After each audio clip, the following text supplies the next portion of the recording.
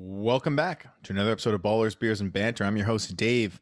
Here with me, Jarrett Stidham and Brian Hoyer, the two best quarterbacks for the New England Patriots. Anthony and Moose. Hello. What's up?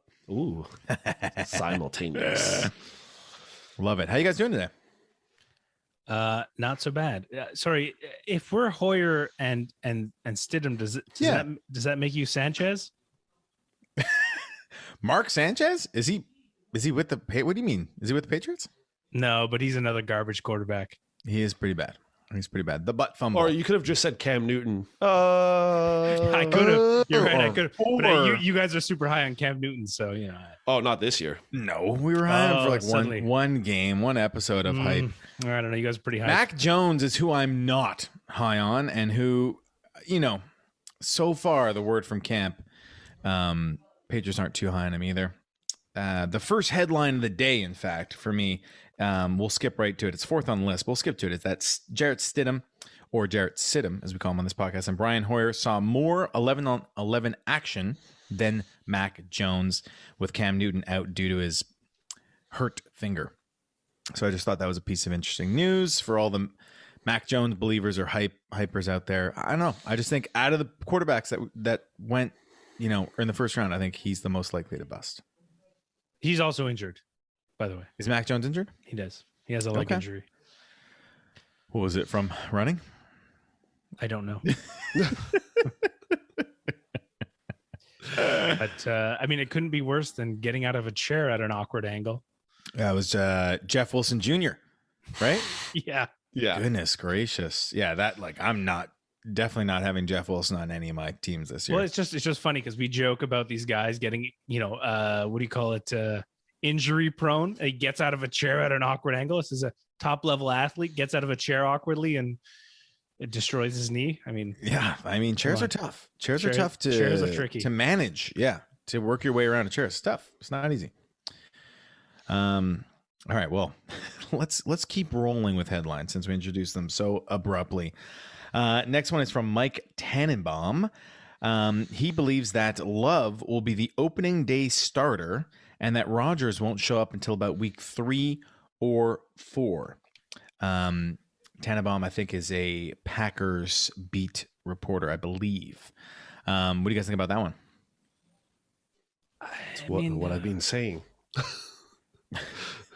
Is that what you've been saying, Anthony? I don't think he'll come back. If he's not playing, I think Rodgers will truly not come back because he's a little bit of a, how do I say it, in a G prima donna. What did they come out saying earlier this week? That he's upset about private phone calls happening without him. I actually heard on he's got some FOMO going on. Oh, okay. I see what you mean.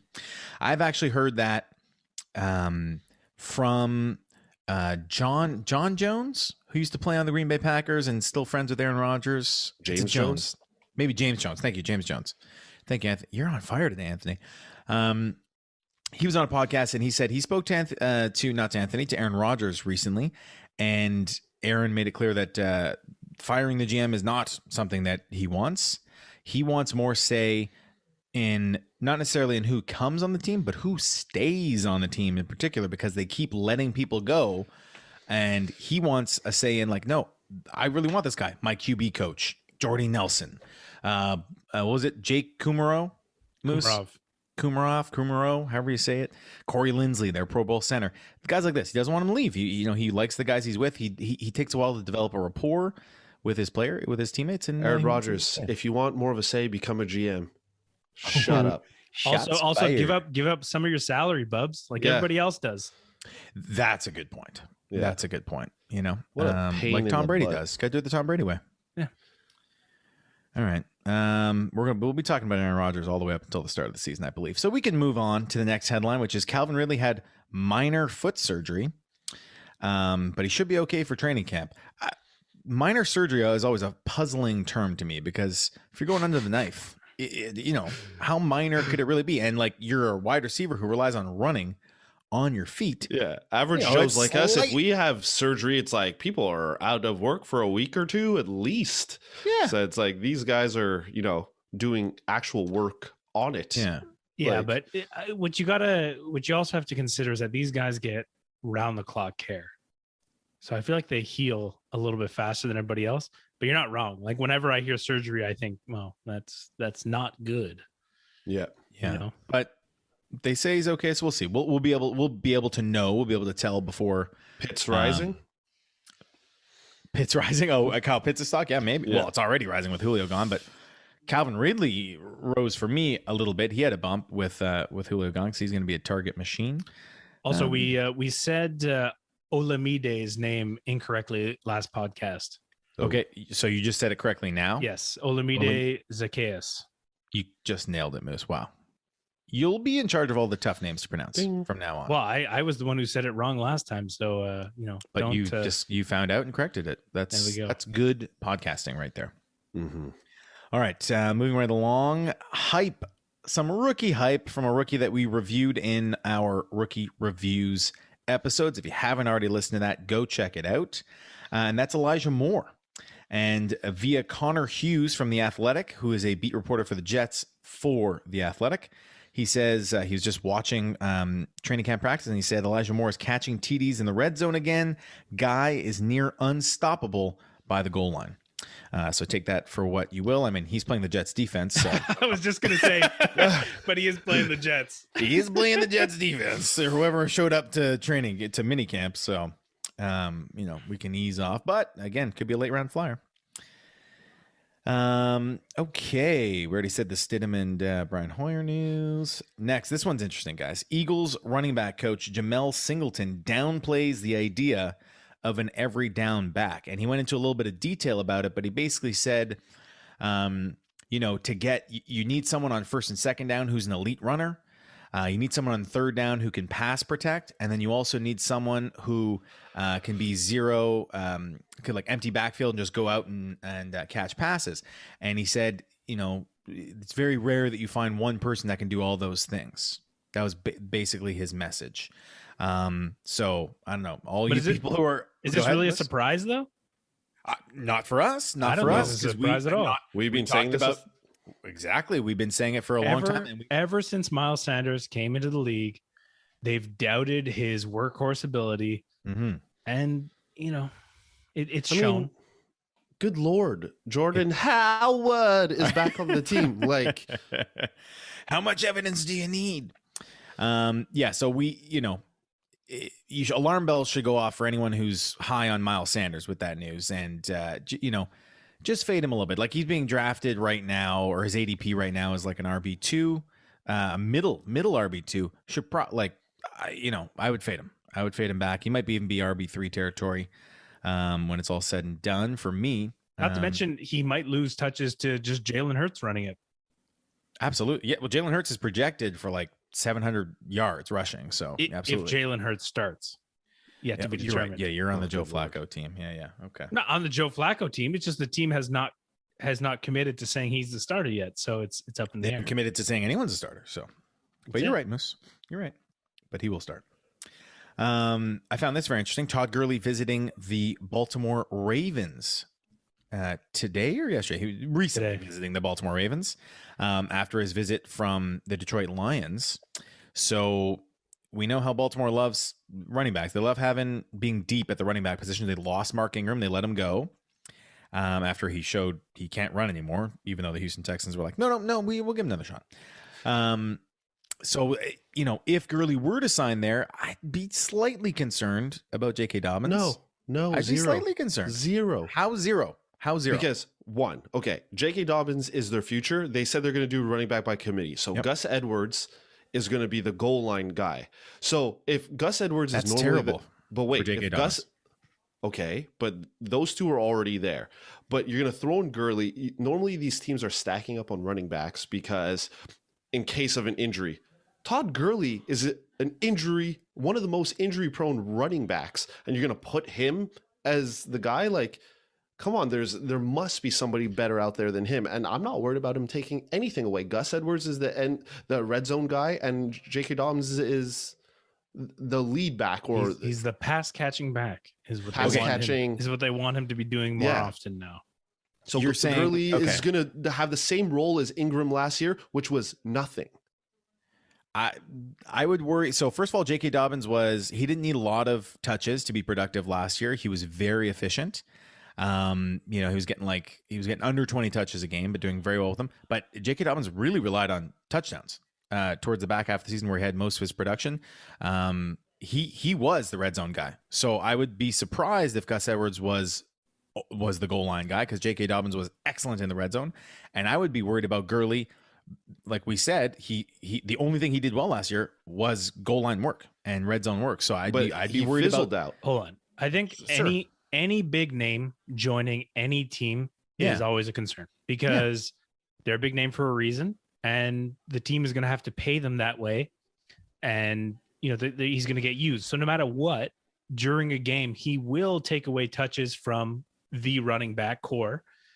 But to me, the bigger concern is the fact that they're heavily trying to increase the pass, and they're looking at another running back. To me, that just in red flags in general, that it's like, hey, so they're not interested in making potentially J.K. Dobbins they're not building the team around the run game anymore. They're opening up their options to a whole bunch of stuff. Well, I think they're definitely going to pass more. But I don't think they're going to veer away from their core philosophy, which is the run. Those words were said last year as well. About Buffalo. You're right. But they have zero running But this backs. is how I look at it too. Like I mentioned, Ingram was there. Yes, he got injured. But the year before, Ingram was a top running back option with his highest or second highest of his career receptions and fantasy points as far as receiving goes. He was productive and then was not productive the year after and was fizzled out by the youngsters on the team. Todd Gurley started strong, was basically only showing that he can score touchdowns. But and Ingram had a lot of touchdowns too, but had nothing the year after. What is Todd Gurley going to do for this team that Ingram couldn't provide? No, and Anthony, you're not, I agree with you. I don't think Todd Gurley is a concern, but if he gets signed, it just means that, hey, let's run the ball this play. Let's give it to Todd. Todd goes nowhere with it. Great. Todd didn't get any fantasy points, but that was a run play that JK could have taken. You know what I mean? Right, so which is it why it just means that if another running back is there, he's going to have more time on the field, whether he does something with it or not, that J.K. Dobbins is not doing anything with. And I see that too, but Ingram, when he got healthy, came back, was doing what you were saying, just basically not running well, and they just stopped using him. So I think if Todd Gurley starts off that way, they're just going to stop using him. Well, one would hope, yes. Yes, one would hope. That's what I think would happen. But I mean, we'll see. I'd like to agree with you. It's just slightly concerning. And if you have two running, if JK, we'll talk about J.K. Dobbins later, but if he's equal, like him and Cam Akers, let's say, or Antonio Gibson, you're deciding between them, that could push you over the top the other way, right? You're like, okay, well, Cam Akers has less competition, or Antonio Gibson has less, so you go there, And let's get really serious here. If someone like Todd Gurley, I already was. If somebody like Todd Gurley says, "Hey, I want to come try out for your team," you're not saying no. So until they sign him, coach at this point. Until they sign him, everyone that's cool are Jets, But if Todd Gurley says, "Hey, I want to come run around for you a bit," I think you just say yes. So I wouldn't worry till Baltimore actually makes a decision. All right. Okay, moving along, some more hype train for you. Dak Prescott, speaking about Ceedee Lamb, expectations are super high. He went on to say he's a special playmaker that we're privileged to have. He'll be big time and definitely have a breakout season. So big words coming from Dak Prescott. He didn't say anything. He didn't say that about Amari Cooper. So, Amari ankle injury, Cooper. Did he injure his ankle already? Oh, yes. Well, he didn't injure it already, but apparently he had a lingering issue that he's dealing with. Might not be ready for training camp. Cooper's famously hot and cold, Amari Cooper, right? So Ceedee Lamb, I think he's poised to be on what was the best offense in fantasy football when Dak was healthy until he got hurt. Ceedee Lamb could be the number one receiver on that team. So, and he's currently going later in drafts. He could be a wide receiver one. So getting Moose all excited because Moose has him in Dynasty. He's going to be good, Moose. I know he's going to be good. I know you know. Lastly, Deshaun Watson wants to be in Denver. And this, according to current Broncos defensive back and former teammate of Deshaun Watson, Kareem Jackson, who is speaking on Aqib Talib's podcast. Of course, Aqib Talib, former Hall of Fame. I don't know if he's in the Hall of Fame yet, but he should be. Defensive back who played for Denver, amongst other teams. He hasn't been retired long enough yet. Thanks. Anthony always knows the little details there. I love it, Anthony. Thank you. What do you think about that, guys? Deshaun Watson to Denver. I think any news about Deshaun Watson that is solely football related is very positive news for him. Yeah. Yeah. I wouldn't be upset if he goes to Denver. I think if he went to Denver immediately gets a huge boost everywhere. Yeah. Huge. Yeah. Everywhere. Huge. Well, first of all, they'd be a Super Bowl contender. Yeah. Yes. That's what I was just going to say.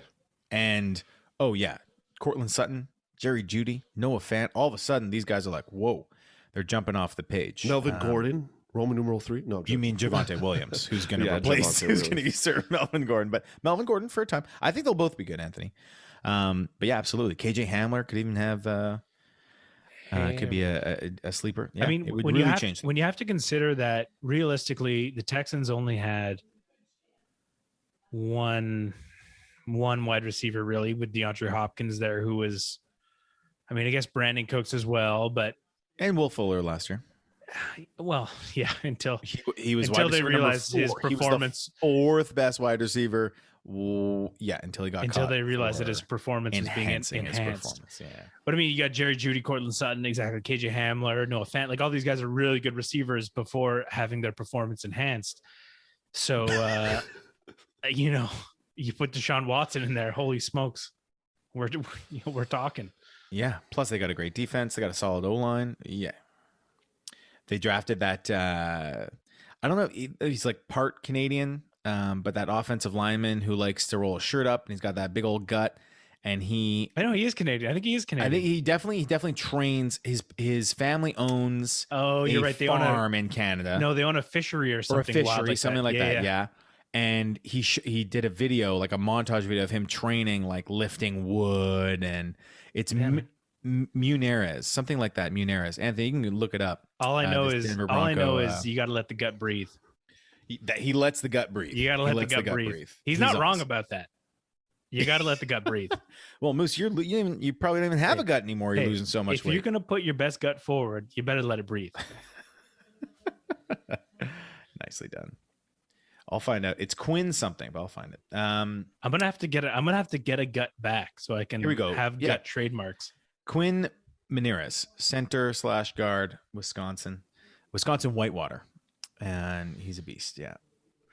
I think as he came out of a smaller school, he had to do these highlight tapes to show people like what he can do. You know, it's awesome. All right, that's it for headlines. Is it? Mm-hmm. That's all I got. You had anything else? Well, yeah, the Russell Wilson. Oh, I apologize, Moose. Please introduce it.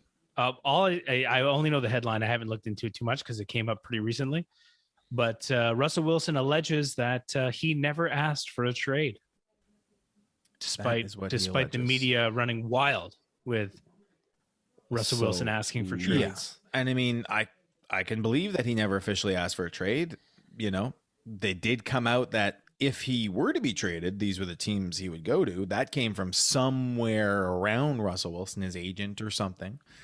But yeah, I could definitely buy that he never officially called up and said, Hey, Pete, I'm out of here. Give me a trade. I believe that. I'm glad they've worked it out. Yeah, I am glad. Okay. We don't need any more details on that. But I am looking it up as we speak. Okay. So today's main topic is, of course, continuing our consensus rankings overall for all positions. If you missed it on episode that aired Sunday night, we discussed our top 12 consensus rankings. And those were Christian McCaffrey, Dalvin Cook, Alvin Kamara, Derrick Henry, Saquon Barkley, Aaron Jones, Jonathan Taylor, Nick Chubb, Travis Kelce, Devonta Adams, Tyreek Hill, and Stephon Diggs. Those are our top 12, and if you want to hear why, listen to the last episode. It was a fantastic one. Today, we're getting into our 13 to 24 rankings. The fun stuff right here. These ones are going to be interesting. You guys ready to rock? I am 100% ready to rock. Ooh, 100. Hundo P. 100. All right, well, first on our list, guys, continuing. Hold on, real quick. Yeah. Anthony, what's your percentage? Hundo P. 100%. Good. I just want to make sure you weren't like floating around 95 or something. No, that's ridiculous. Mine 100. 100. I'm 100. not sure what's happening. 100. 100. That's how they say it. Good. Yeah. Do you want to hear the rest of the while all this happened?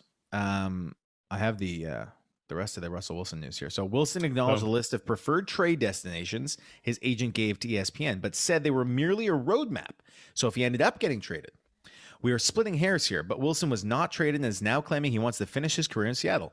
I love this city. I love this place. I love everything about it, Wilson said. For me personally, I hope I play my whole career here. That's my mission. That's my goal. This relationship seems to grow a little more fraught with each passing year, but for now, it's back on track. And that is from Michael Sean Dugas. Yeah. Okay. Great. There we go. Super. Now we can move into rankings officially. Now I feel good about it. All right. So first on our list, 13th overall on our current consensus rankings, continuing the trend of wide receivers, is DeAndre Hopkins, stud wide receiver for the Arizona Cardinals. Guys, he's 13th on my list. I see he's 13th on Moose's list. And Anthony, you have him 19. Ooh, 19. You got some running backs in there, which is fair. So what do you guys like about him? He's What are you just excited about every for year DeAndre? amazing. The only reason why Is I that dropped. Well, yeah, Yeah. like I mean, he's consistent. Like the guy's got amazing hands.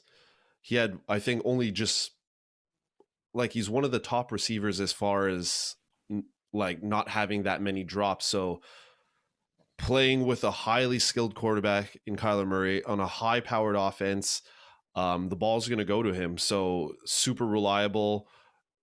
I mean, the only reason why he's low, like Dave mentioned, I have him at 19, but I put running backs ahead of him because I'm more of a running back guy. I have a tight end in between. So, I mean, depends how you draft. So, Yeah, it depends go how you wrong want with to draft. And he's your fourth wide receiver overall, similar to Right. us. So you have him ranked the same way we do for wide receivers, which is totally fair. Yeah. All right. Yeah. Where do we see him continue? We worried at all about the rookie Rondell Moore coming in and AJ Green being there. Maybe Fitzgerald comes back. Are there too many mouths to feed? Are we That's what I say. I hate to say too many mouths to feed, but I feel like Arizona is that team. They have a lot of mouths to feed, Yeah. but I still think DeAndre Hopkins is going to get fed the most. right, for sure. But that's why we have him maybe fourth out of the wide receivers and not one or two. Like, I mean, those other guys at 1 and 2, Tyreek Hill, Devontae Adams, we know the situation with Green Bay. Mhm. And Tyreek Hill, like there's a lot of skilled players on Kansas City, but Tyreek Hill is kind of the safety blanket beside Kelsey.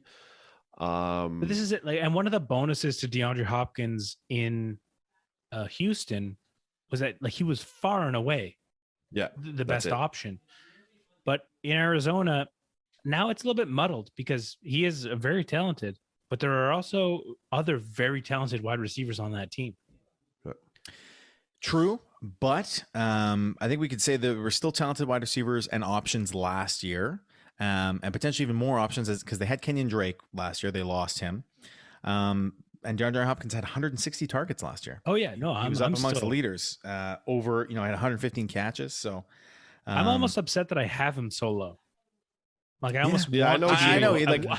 I want it's to be able to put him disrespectful. higher, but I know. And there's only they got to go in order. Yeah. Only 6 TDs last year. So he, in fact, if he gets targeted a little bit more in the red zone, he could even be better than last year. Look at his finishes in PPR, guys. I have him in PPR the last 4 years at finishing number 4 overall, number 4, number 2, number 1 over the past 4 seasons. So he's been in the top 5 for 4 seasons in a row for PPR. That's wild. Standard is a little bit lower last year. I think 2 seasons ago, he went a whole season without dropping a ball. Yeah. Oh yeah, he rarely. He also caught a ball with his butt once. It didn't count. It didn't count as a catch, but I mean, he Oh, caught yeah. it. He Wasn't caught that it. I last remember year? that. He like tumbled, right? He like Yeah. did like Yeah. a back, yeah. And he back- caught back it tumble. with like one leg. It was insane. Okay. He's- Any concern about Kyler Murray? He's only going into his 3rd year. Any concern there about him getting him the ball? Not at all. The only concern with Kyler Murray is potentially just getting rocked and not being able to play. And not being there. Yeah. Okay. But other than that, Kyler Murray's fantastic. Okay. Sweet. All right. Well, moving on. DeAndre Hopkins kicks us off at number 13. At number 14, another highly talented wide receiver who's coming into his own, Calvin Ridley of the Atlanta Falcons, who we, I guess, may have bumped up all of us a little bit with the news that Julio Jones is now a Tennessee Titan. What do we think about Calvin Ridley, the guy who was finished number 4 on the year last year in half-point PPR, and at one point was running away with it. He was in first for quite a while until he encountered some injury issues. What are our thoughts on Calvin? You have to assume more of the same until Kyle Pitts steals from him. Right. That's how you got to rank him. He's a number 1 receiver. If people were concerned before with him and Julio, who's going to get the ball more, will Calvin really be able to sustain being a high-end wide receiver? Now, Julio's gone. So, like Moose said, a lot of the same until we see what Pitts does. Yeah, if Pitts becomes Julio, so to speak, okay, now we can start asking questions, but we won't know until we see Pitts play. It could be a type of Kelsey, Tyreek Hill type situation. I mean, Pitts could be super effective, like week to week. I mean, best case scenario, 12 points or 10 points a game even, which would be pretty good for a tight end. And Calvin Ridley can still do what he's been doing. So yeah, I'm not worried. Yeah, even if Kyle Pitts breaks all the tight end rookie records, it's still, he'll be fine. Calvin Ridley will be totally fine. Like he's not going to get Pitt's not going to get over 100 catches, and there's still plenty of room there for Calvin Ridley, who got how many targets did he have last year, guys? 163 targets fed his way. And one thing to point out, we've been talking about I have been talking about how Atlanta traditionally throws a ton, and they've led the league in pass attempts for many years, but they do have a new offensive coordinator. The Tennessee Titans, or they do have a new head coach. Who was the offensive coordinator at Tennessee, Arthur Smith. So that could change. In Tennessee, he was ranked very low in terms of pass attempts over the past year, like bottom of the league. Of course, because they handed it off to Derrick Henry 350 times. There is no Derrick Henry in Atlanta. Mike Davis is not that. They should not hand it off 350 times, but they might favor the run more than in the past. So there's something to keep in mind. I still think Calvin Ridley will be fine. All right, so that was number 14 on our list. Number 15, coming in hot, George Kittle, tight end extraordinaire for the San Francisco 49ers. He really crept his way up here. I have him at 18, Moose at 17, and Anthony at 17. So somehow he's 15 consensus, according to our equations, because we're all mix-mashed all over the place. So George Kittle, guys, what is there to say about Kittle? Well, I'll let Moose take this because Moose is the one that's convinced he's convinced me certainly on the tight end, when to draft tight ends for your team, top tier one. So Moose. Well, that's it. I mean, George Kittle gets you above 10 points at the tight end position almost every week, 10 or more usually. And that'll tip the scales. He's an amazing tight end. He, despite injury, was competing to be above Kelsey as the number one tight end. So, I mean, take what you think about Kelsey, and, that's George Kittle. I mean, the only thing that's been hampering George Kittle is he plays so hard, that he hurts himself. And unfortunately, it's cost him time off, but he's still worth the early round pick. Because like I said, he'll tip the scales. He's like having another wide receiver, or even better than most wide receivers. Yeah. On your dynasty team. So if you can get George Kittle, get him. Yeah, I mean the injuries are a concern, but they're a concern with everyone. And if he's healthy, like we can't forget that 2 seasons ago he broke records for tight ends, right, for receptions and yards, and he's an absolute beast. How early would you draft him? So we're doing these rankings based off of kind of where we would draft them. How early are you comfortable drafting George Kittle? I mean, I'd be comfortable taking him in the second round. Yeah. I mean, for me, solidifying one of the top 3 tight ends, Travis Kelce, George Kittle, Darren Waller, it makes a big difference in your week-to-week victories, and ultimately, will get you the most points, which is what you're trying to achieve every week at each position. Anthony, what about you? Well, you can argue that the value is really good for him because people are, thinking, oh, he's injury prone and everything. So technically drafting him over Kelce, like waiting until the second round, a little bit into the second round and getting him, you compete with that guy that took Kelce. So you're able to get a top running back, top wide receiver, whatever you decide to take first, and then you grab Kittle. Like, to me, I agree with Moose. You take him in the second round. There's to go up against that guy who has Kelce in your league. We've said it before. Guys like Kelce, there's only Kelce, Kittle, and Waller technically that are, have solidified themselves into the top tier. So you control that position. So definitely worth it. I agree. And I think I would take him pretty much anywhere in the second round as well.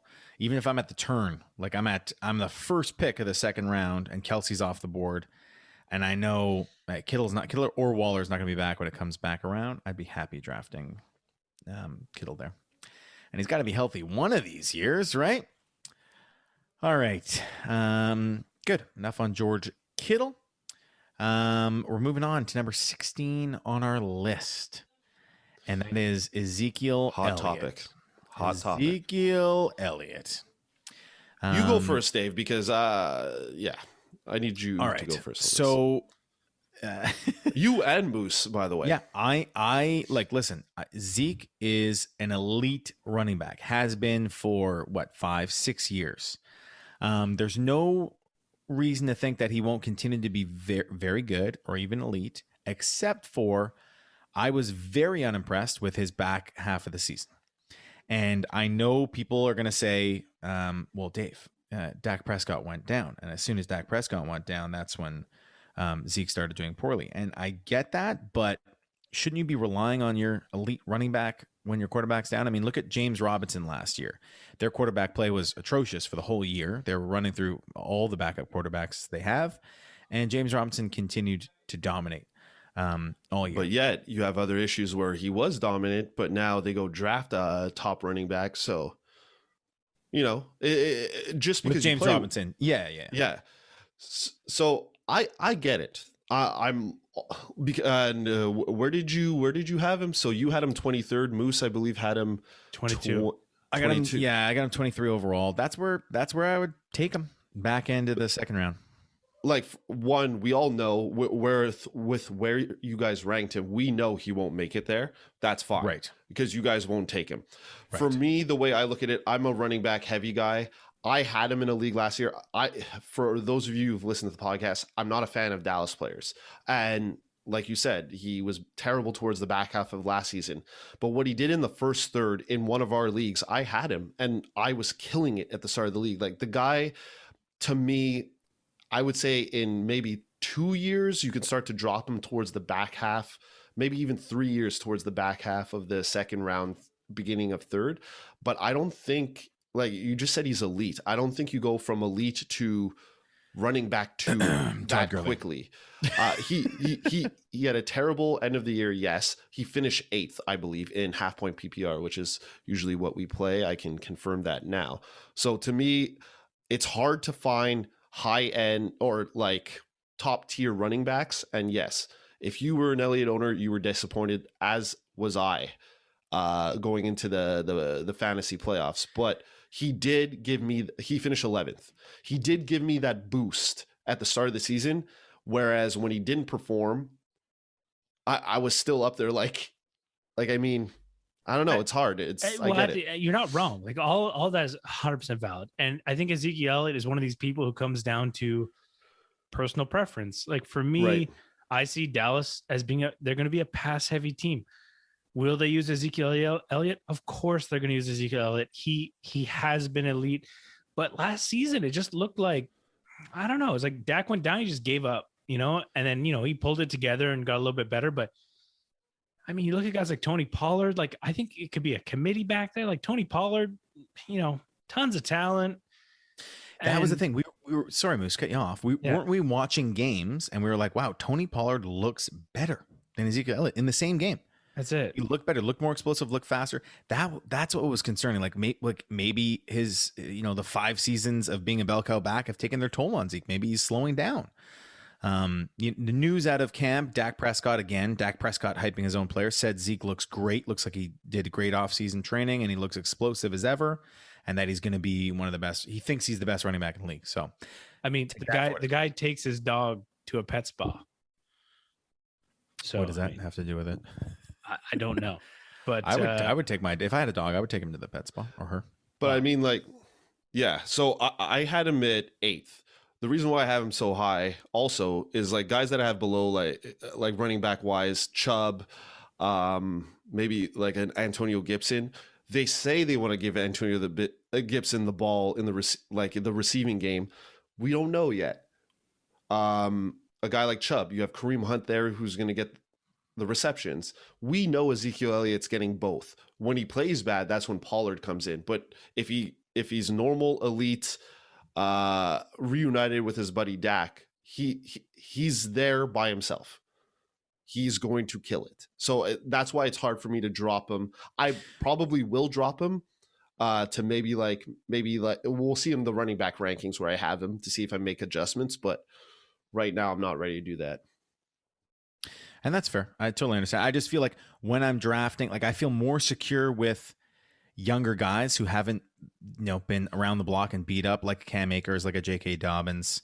I even, Austin Ekeler to me is similar to Zeke. Zeke's probably more talented back, but they'll get same workload.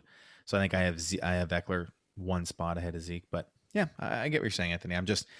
I veer towards with these running backs. As soon as I see signs of them going downhill, I don't want to be the guy owning him in his season where the wheels fall off. Put it that way. Like, Tom Brady, probably going to be an amazing quarterback this year. But do I want to draft him? I don't know. Because what if the wheels fall off? So, I mean, if people do have Elliott lower in drafts and people don't draft him, getting him at the back of the second, that would be amazing. The problem is that's why I would draft him there. The problem is that value doesn't win championships. Points do. Of course it does. If you have a Zeke, like value-wise, let's say he does fall to the end of the second, you take him. If he does what you think is going to happen, like the fact that dropping, you have to say if he does. No, but I'm hypothetical because that's where you guys ranked him. That's where you guys ranked him. If I get him as my second running back and I'm laughing at the draft because I'm like, oh, we had an influence and people left him there and I have him as my running back too. I'm laughing if I'm correct about his elite status not dropping this year.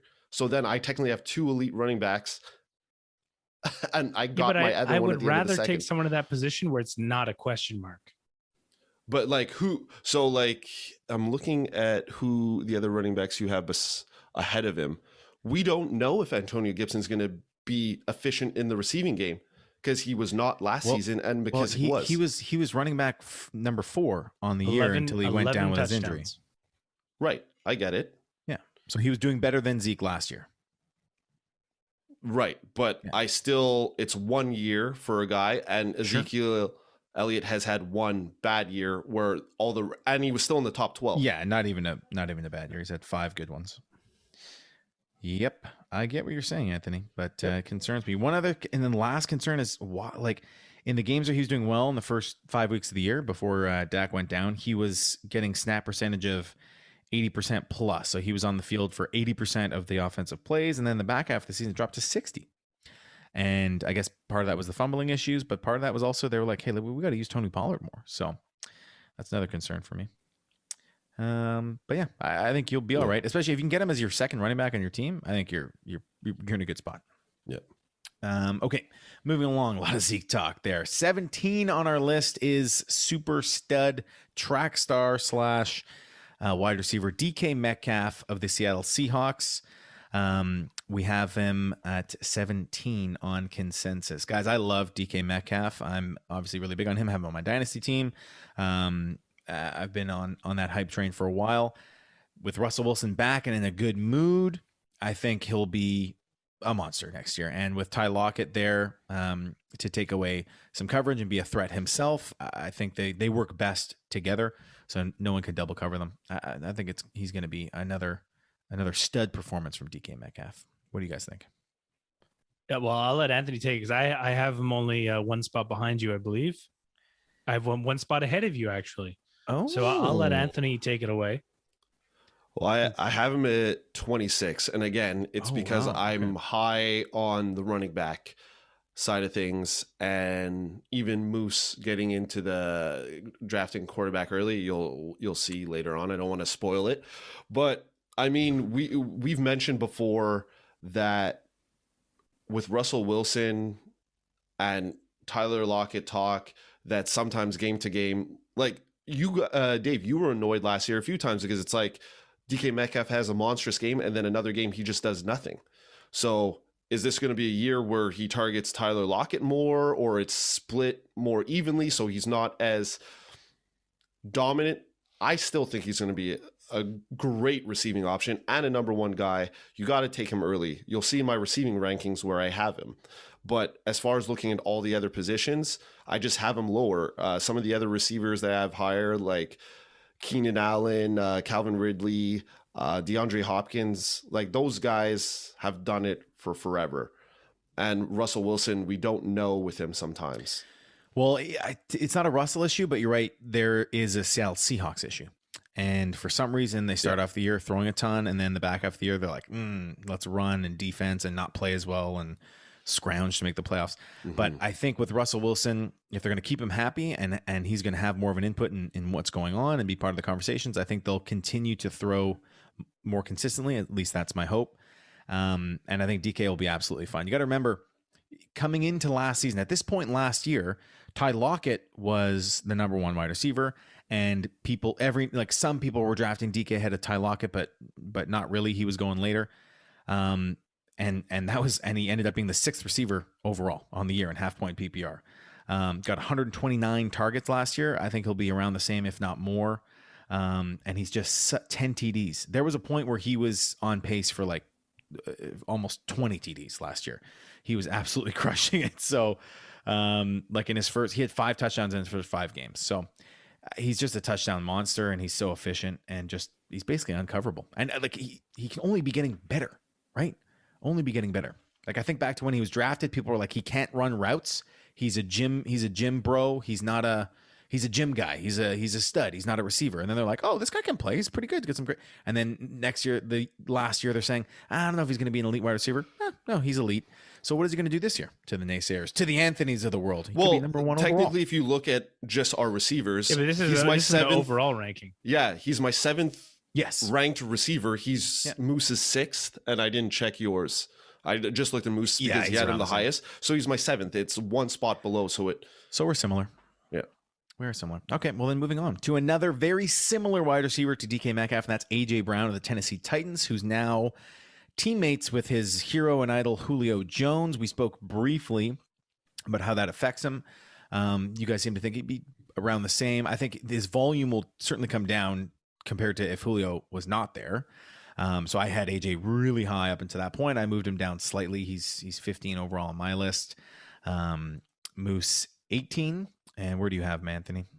I have him lowest, scroll 29. Way down, 29. Oh my gosh! I have him at 18 in theory, but I agree with Anthony. Yeah, I think he's a huge risk. I'm not that high on him. He is very talented, but I mean, now that Julio Jones is there, and not that Julio's taken away, even before Julio Jones was there, the double coverage on AJ Brown, I think I don't think he'd. Yeah. I have him at he's at my 9th guy. So like I have Keenan Allen ahead of him, Keenan Allen and Justin Jefferson. I think Justin Jefferson's talent is way more, or a slight bump above AJ Brown. AJ Brown's got a better build, but I think Jefferson, they're everybody's different skeptical. Receivers. Justin Jefferson's an amazing route runner and elusive. And A.J. Brown is a beast. Right. He's just going to run through people. But listen, you got to remember about A.J. Brown, guys, as someone who owned him, he missed the first 3 games of the year, and then they had a bye week, so 4 weeks where he wasn't playing. And you were like, oh, man, it's hurting me that he's not in there. Then once he got in there, he was a machine. He finished 11th on the year, not playing 3 games. And if you look at, like, he had maybe 1 or 2 kind of off games throughout his whole season. He was very consistent. And what's great about AJ Brown, he doesn't need a lot of catches. He needs 1 catch to make his game. And it's a 5-yard slant that he takes 70 yards to the house. That's all he needs. But technically, you can, like, who I have ahead of him, Justin Jefferson. Justin Jefferson missed the first 3-4 games as well. No, he was playing, but he's just a rookie, so he wasn't being used. He wasn't being used. So technically he was inefficient for those weeks. So if you had started him, you would have got pretty much nothing from him. And then he finished 6th. So for the arguments using about AJ Brown, I can make the same arguments about Justin Jefferson, and that's why I have him ahead. He was on the field. AJ Brown was literally not on the field. He was injured. And he was playing through an injury that he should have had. Which But not had knee surgery. He was able to play. This is what kind of an athletic specimen he was. He was able to play through an injury that should have shut him down for the year. But I get that. That's you could be concerned that he might get banged up because of, like, he plays like George Kittle, similar style. But if you're comfortable drafting George Kittle, I think you should be comfortable drafting AJ Brown. He is an efficiency. The difference is there's only really 3, maybe 5 tight ends at that position. You could replace AJ Brown, no problem. Yeah. He'll be amongst a group of about 12 receivers, right? That'll be right up there. You're right. All right, guys, moving on to next on our list, which is 19th, and that's Antonio Gibson, who we mentioned before, running back for the Washington Roman numeral 2. How are we feeling about Antonio Gibson? Great. He has all the opportunity to dominate. Anthony has him the highest. Anthony, you got him 16th. I love it. Well, I was high on him last year too. You were. You correctly projected him, yeah. Yeah. So, I mean, if it's all true what they're saying about him getting of them throwing more to him and maybe not using JD McKissick as much, I mean, this is great for PPR and half-point PPR. So, I mean, they're a run-heavy team so far. They're trying to become a more dynamic offense, having Fitzpatrick there, who loves to air the ball out, having McLaurin there, having Curtis Samuel now, and a few other youngsters, Logan Thomas at tight end. So I just think he's set up for success. And super talented. Like I already mentioned, he was running back 4 on the year before he went down. He missed 3 games late in the season and then came back and was playing kind of half injured. So you could basically say 5 games there towards the end of the season where he wasn't really his full self. Still finished 11th on the year. I thought he was an absolute beast last year. I think he's going to be one of the next great running backs in the league. Moose, would you agree? Well, I don't know if he's one of the next greats, but he's definitely very talented. One of the next great fantasy guys. But like we said, he has that plate in his foot, so we have to watch out for that. The old plate. You got to think, like, I'm not comparing the Miami running backs to Antonio Gibson, but Fitzpatrick definitely likes to toss the ball. Yep. So they might be a more pass-driven team. They went out and got Curtis Samuel. They're going to want to light up Terry McLaurin now that they have a quarterback who can do it. Coverage is going to be away from Terry. They're going to want to use him. And that's not to diverge people away from Antonio Gibson. I'm sure he's still going to be fantastic. But I would dial it back a bit, and it's not going to be, Alex Smith dumping it off to him or just running it. Fair enough. Next on our list is running back Josh Jacobs of the Las Vegas Raiders. He is number 20 on our list. So, Anthony, you have him way up there at 14th overall. You would take Josh Jacobs over Diggs, Gibson, Kittle, DeAndre Hopkins. Why was that the case? Yeah, good Lord. Because, like I've told you, running backs are super important in fantasy football. Okay. So maybe the question points are important. Why would you take him over Gibson, Clyde Edwards-Helaire, Najee Harris, J.K. Dobbins, guys like this? Because we've seen what Jacobs can do. He's always in the mix, and I mean, he's not. I'm not excited to take Josh Jacobs over some of these. Like, the upside is, I think, a lot less than maybe Gibson, but you know what you're going to get from Jacobs. I'm not worried about Kenyon Drake being over there. I know Jacobs is going to get majority of the touches, and he's going to be a top option for them and a way to move the offense. So to me, secure your running back 2 position or your second pick in the draft. He's a guy that you just can't go wrong with. He's not going to disappoint, I don't think. At where you have him ranked, I think you definitely can go wrong with him. Josh Jacobs will not be an RB1 this year. I can flat out. Well, I don't have him at. Oh well, I think, and you got him ranked 14th overall. So here's the thing with Josh Jacobs. I have owned Josh Jacobs in our keeper league. He was one of my keepers. He had 4 multi-touchdown games last year. If you remove those multi-touchdown games and look at the rest of his games and what his production really is, it's very pedestrian. So he started off the year 3 touchdowns. He's just out there walking the ball down the field. Literally. This first game against Carolina, he had 3 touchdowns, 90 yards, 33 plus points in half PPR. And then really after that, you're pretty disappointed with Josh Jacobs for the rest of the year, to be honest with you. Like, he had a monster first game. He had a couple other monster games. It's funny. I don't know how to explain this because we got into this discussion with a guy like Tyler Lockett a few episodes back. Yeah. So in the league that I was talking about that I had Ezekiel Elliott, I had Tyler Lockett. I sailed to the playoffs. You guys bash these players, rightfully so. But Jacobs, I think, fits into this category too, where it's like he starts hot or he's hot in the middle of the season and then he like falls off. But it's all about how you pair guys in your lineup. So you've heard me talk in the past about having a guy that you know, like he's not going to wow you, but you know you're going to get, like Jonathan Taylor. Maybe it's like you can't go wrong with him. You take him as your first running back. You know he's the only guy there, and you know he's a beast, and they're just going to feed him the ball, and he's going to get touchdowns. A guy like Jacobs, I mean, he finished 8th in half-point PPR. Yep. We were talking about Ezekiel Elliott finishing 11th.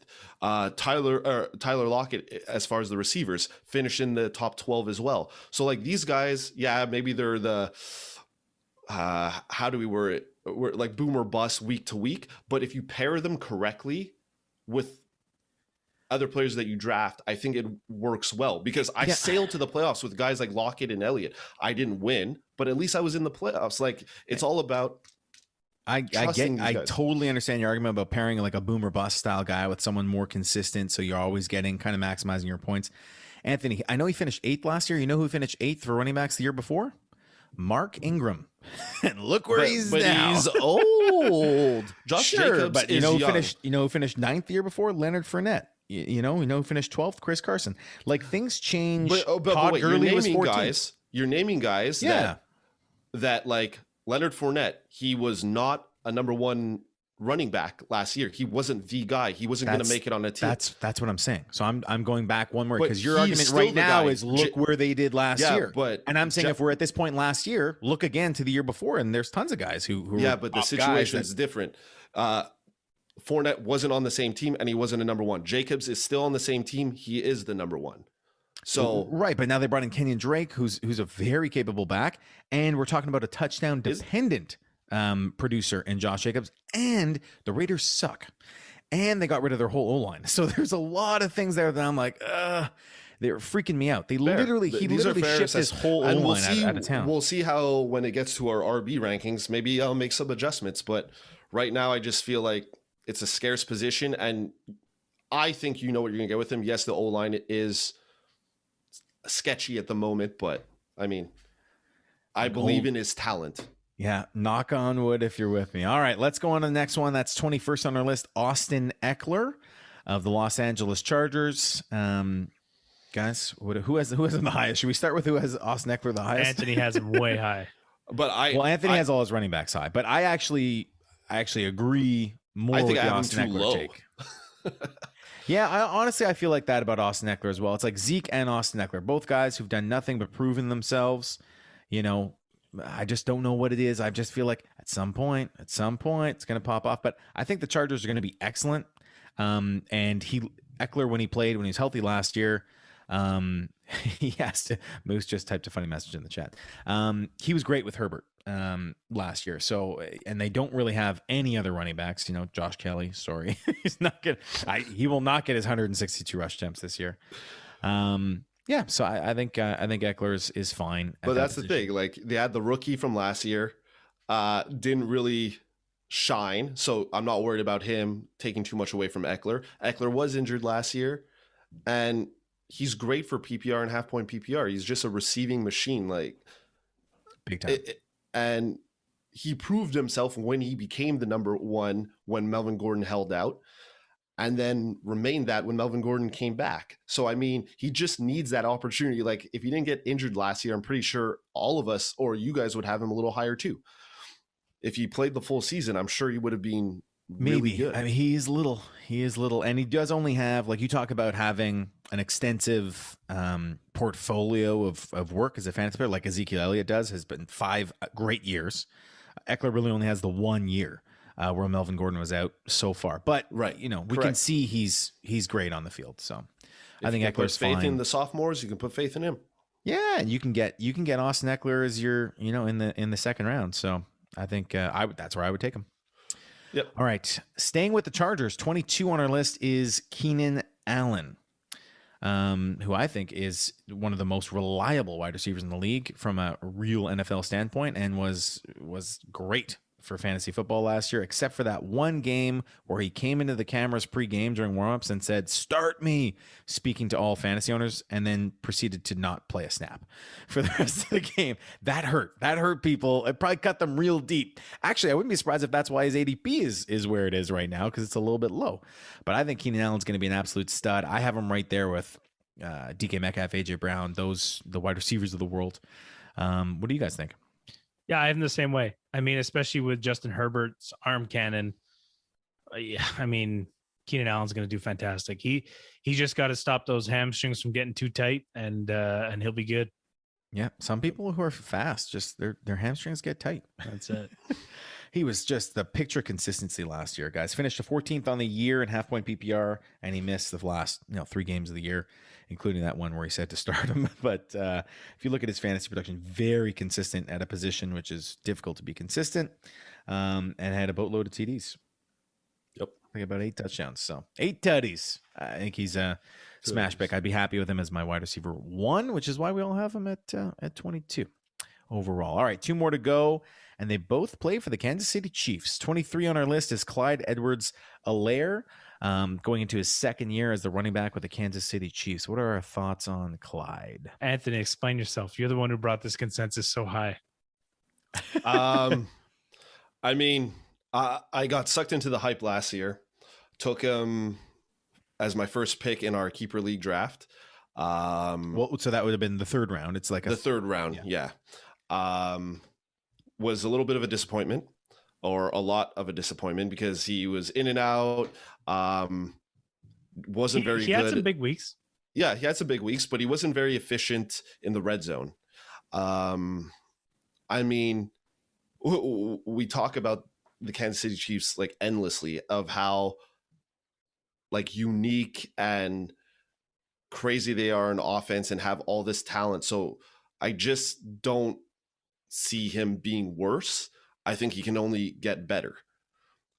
Maybe it took a little bit, because it surprised a lot of people when he went in the draft. So, I mean, maybe he needs a year. He needed that year just to get acclimated. And maybe this year he takes that step, or he plays to the level that everyone expected him to play in his first year. Yeah. So I think really the only missing piece risk? is getting in the end zone. If he can figure out how to get in the end zone, he's going to be gold. And, he finished 21st on the year, or 19th on the year last year in half point PPR. And I think he absolutely could finish higher. Amongst running backs is where he finished 19th. I wouldn't anticipate him, like, if you're relying on him to get touchdowns, then don't draft him. I mean, you don't think he'll get more than 4? He got 4 last year. Yeah, I think he'll get more than 4. There's too many other people. One receiving touchdown. There's too many other people on the Chiefs who get touchdowns. Patrick gets touchdowns. Tyreek gets touchdowns. Kelsey gets touchdowns. But things shift every year. He could take one touchdown away from each of them. So that's 2. But Anthony, if you watch them in the red zone, it's, Patrick will scramble and run in, and that's Patrick's. Kelsey gets a heap ton of touchdowns. Tyreek, they'll just bomb it. Tyreek will run it in. So those are touchdowns that Clyde Edwards-Helaire is not getting. So if you are going to take him because you believe he's a guy who's going to run and get you a ton of yards. But don't take him with the anticipation that he's going to be the guy scoring touchdowns. So if he scored 2 more touchdowns, he gets thrown into just 2. He gets thrown into the 13-14 range, 14-15. So, I mean, that's just 2. Like, it's not nuts to think that Kelsey might have less -1 a touchdown. Jesus, I can't even speak. We don't know. We can't, Yeah, we can't, but we can't, I'm we just- can't predict I'm who's just going to saying- get the touchdowns. Right, but that's what I'm saying. So you can't, like, yes, Tyreek Hill and Kelsey always get the touchdowns, but to just take 1 away from each, it's My point is, when you're evaluating Clyde, evaluate him on the yards he gets and not the touchdowns he's going to get. If we had 2 years of the same sample of him struggling to get in the end zone, I would agree 100% with you, Moose. But it was just 1 year for a rookie, right? Like he, so for example, I think most people are going to think the way that you are, Moose. People who owned him last year on their teams, or people who see his production like, I don't really, he doesn't score touchdowns, I don't want him. So if he gets faded in drafts, like, talk about value, and then there's someone who if he does increase his touchdown production by a little bit, or even get more yards, he only got 800 yards on the ground. He's probably going to get more next year. 13 games as well. If you can snag him, if you can snag him as your RB2, like me, I'd prefer some of those other running backs who prove they can get in the end zone, but I'd be okay with him as my RB2 next year. Yeah, I wouldn't be upset either. But Yeah, I'm just saying, know what you're getting. Yeah. So, when I'm doing it for my rankings, like I told you, one factor is if he gets 2 more touchdowns, then you don't hope for injuries. Obviously, we don't know how injury prone he is. He's only played 1 season.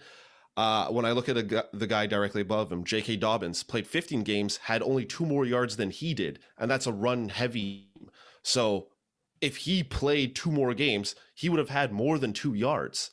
So to me, it's like plus 2 more touchdowns. To me, it's just if he plays a full season, it's hard to ignore how great he would be on that offense as well. So that's how I personally evaluate him. Fair enough. And he was 21st among running backs last year. I spoke correctly the first time. All right, well, moving on to the last person on our list, 24th overall, and someone that Moose is on a first-name basis with, Patrick, or as we know him, Patrick Mahomes. Roman numeral 2? Is he really Roman numeral 2? Have we not been talking about all these guys with their first names? Have we? I haven't been saying AJ for AJ Brown or like Ezekiel. You have been. Yes. I'll correct you. Okay. You have been. I've been saying Zeke. You've also been saying Josh Jacobs and Austin Ekeler. I've saying their full Keenan name. Allen. Their full name, but not just Patrick. You were saying just Patrick, which I think is cool because we knew exactly what you were talking about. Okay, He's the best but being on a quarterback. first name basis would be just using their first name. I'm not calling him Mr. Mahomes or Mr. Allen. Like a first name basis means you use their first name, whether you use the first and the last name. Fair enough. It just sounded like you knew him. You're just like, Patrick. You just know Patrick? Anyways, Patrick Mahomes is 24th on our list. Where do you guys have Patrick Mahomes? I mean, I had Patrick I had pretty him at high, 24. but I think I misunderstood how we're doing our rankings. But I'll still justify that you could take Patrick Mahomes in the second round 100%. Because if you're looking at getting points, he's getting you 20 plus points a week. So, I mean, taking him in the second round is not outrageous. Here's my question to you. So your argument about tight ends, there's only 3 of them that are super elite. So go out and snag one of them and don't be that bozo who gets left without one of these guys. Yeah. Okay. Can we not use the reverse logic with quarterbacks in the sense that there are so many really good quarterbacks available? And if you're in a 1 QB league, you're probably going to be able to get someone who will be as close, if not better than Patrick Mahomes later in the draft. Why not wait? So, for example, people who waited on Josh Allen last year, who waited on Lamar Jackson the year before, who ended up being the top quarterbacks in the league. Well, it's all about knowing your league. So if you know that your league scoops up quarterbacks late, then by all means, wait. If you're in a league where they scoop them up early, well, I mean, scoop up Patrick early. The thing is, like, you know what you're getting with Patrick. You've got a super high-powered offense. You know that every drive he's probably going to score a touchdown, if not drive the whole field. So you're going to get tons of yardage points. He's a fantasy point machine. So, if you're looking for points, he's the quarterback you want. So really, that's how I would gauge it: is know your league and then know where to draft Patrick. Yeah. Anthony, you agree?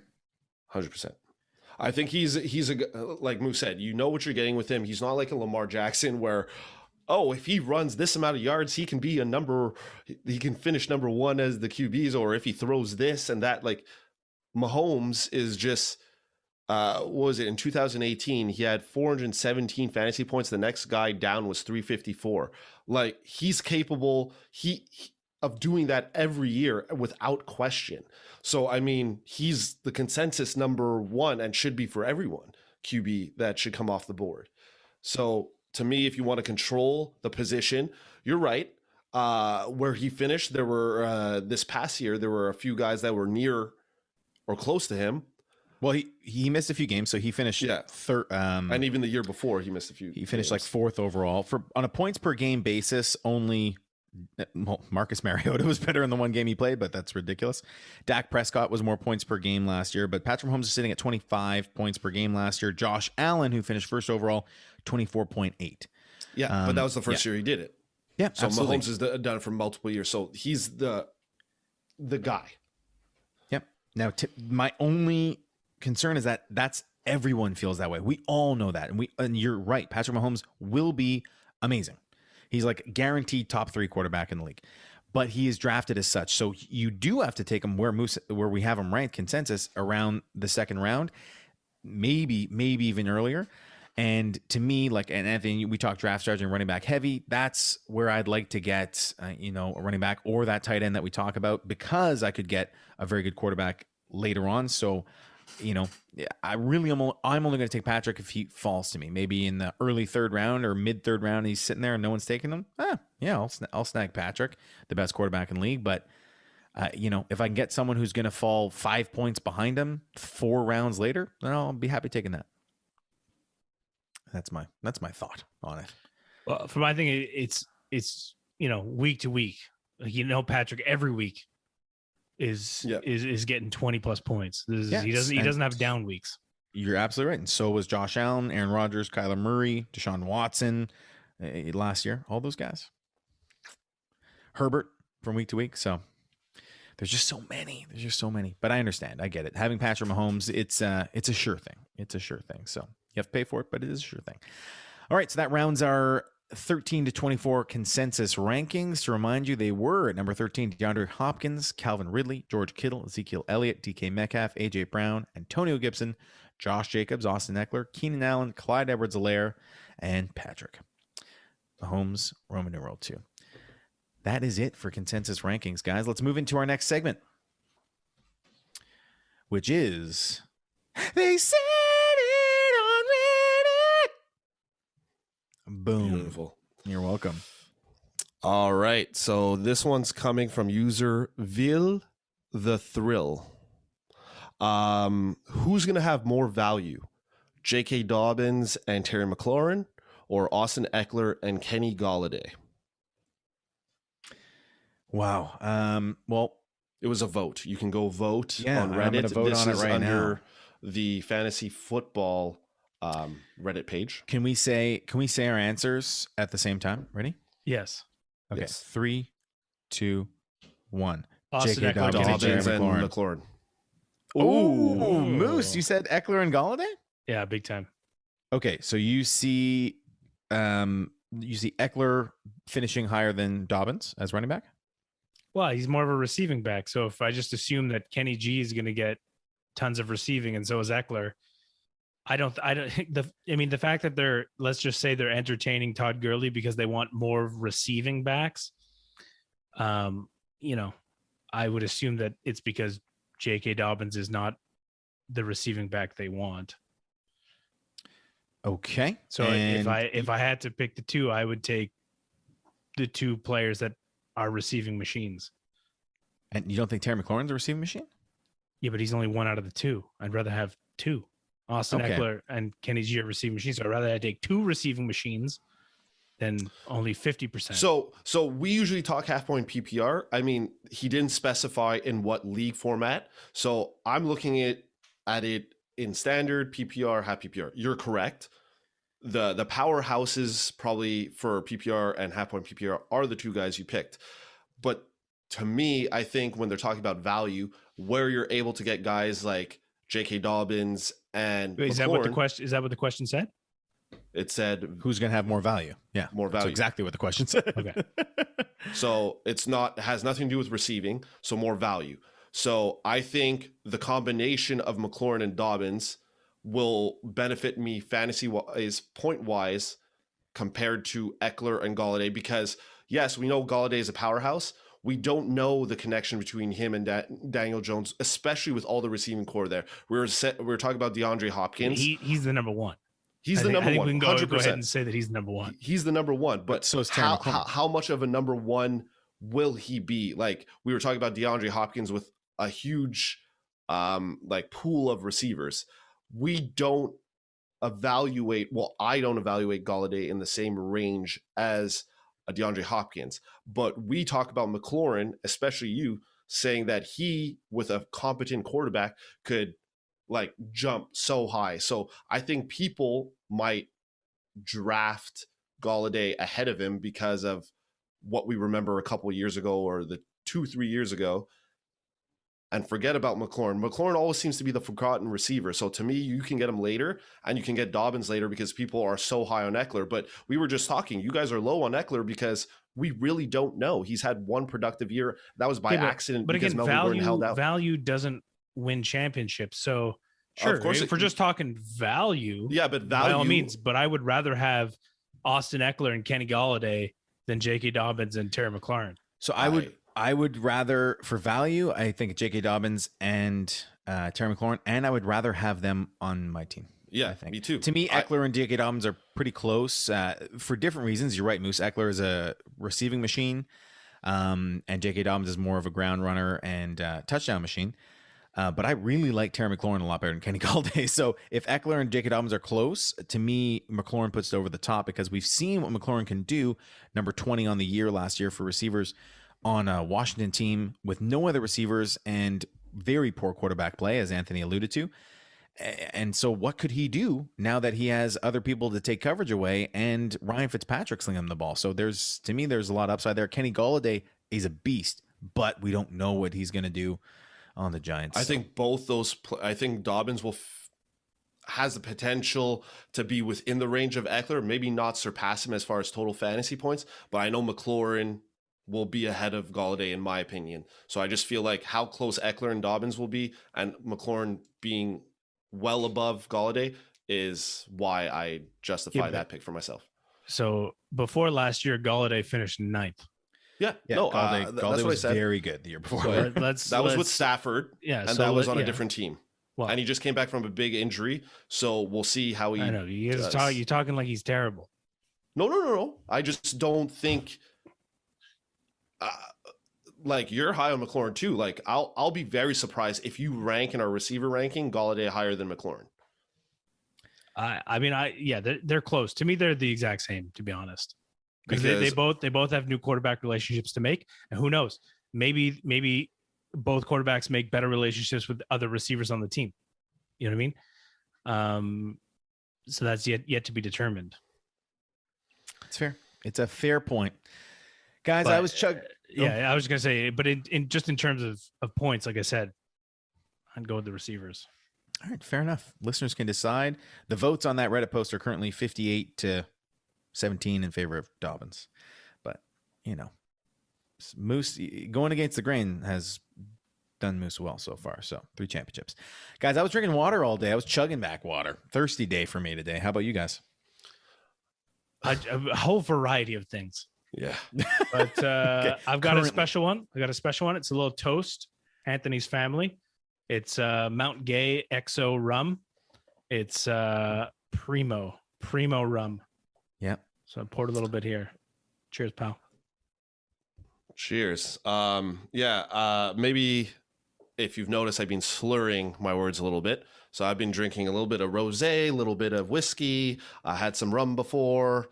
I have some water as well. Tribute to Dave. Thank you. For a little bit of a break. But Anthony, regular listeners won't have missed a beat because you tend to mess up names every now and then. So, but it wasn't names this time. It was just sentences. He has gone a long time without messing up a name, though. You have. You've been excellent. You've been excellent so far. So kudos to you, Anthony. All right, guys, real quick, super quick words of wisdom, nothing long. Oh, go watch the Harley Quinn TV show. Super violent, pretty funny. I just found it today. Really enjoyed it so far. Awesome. That's it. Nobody else? That's all That's I got. it? No, Where's the Our wisdom, all our wisdom is in the podcast today. Have a listen. And hit us up on 3bfantasypod@gmail.com, Twitter, Facebook, Instagram, and check us out on YouTube, guys. As always, subscribe, Thumbs up. smash the bell, smash the bell. Smash it. thumbs up. All right. As always, thanks for listening. See you next time. Ciao.